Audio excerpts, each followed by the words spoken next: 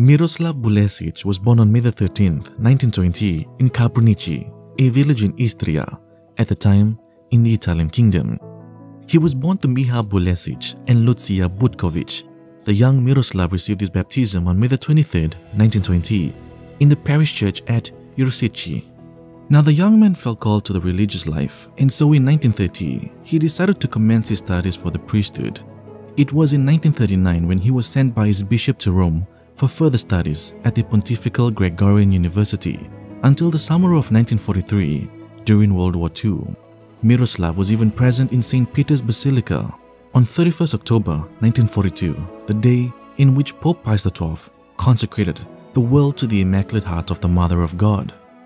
His bishop later recalled him to Croatia at the beginning of spring in 1943 for ordination, and he received his ordination in Istria to the priesthood on April 11, 1943. His parents and siblings were present and wept in happiness.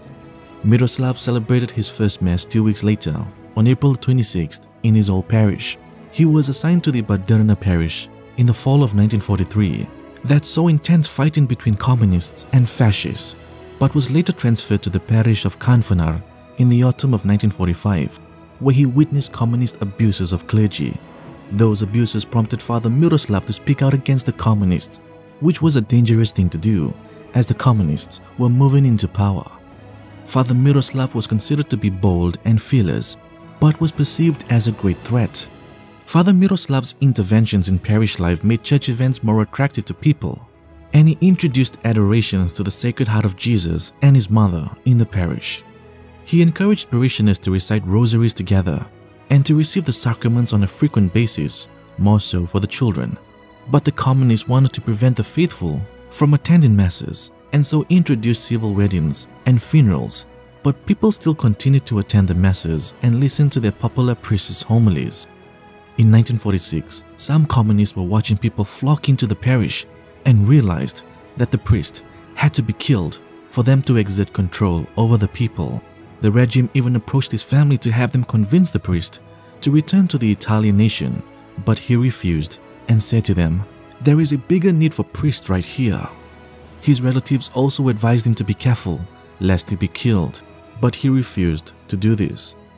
But throughout the time of hatred with true patriotism, Father Miroslav, like a true Catholic priest, placed all differences aside, and under any military uniform, he always saw man as God's image.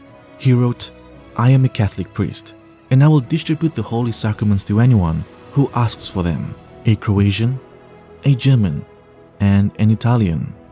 Because of such courageous, consistent, and principled action, Father Miroslav received threats from various quarters, and in the spring of 1944, he wrote in his personal diary, addressing God, "If you want me to be with you, here I am ready.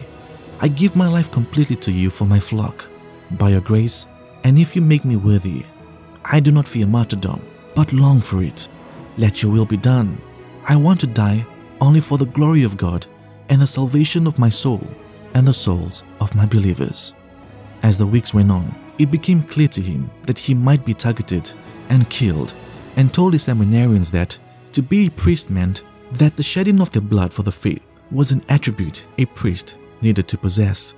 In late June of 1947, he wrote in his journal directed to God, "If it is your will, I wish to come to you as soon as possible.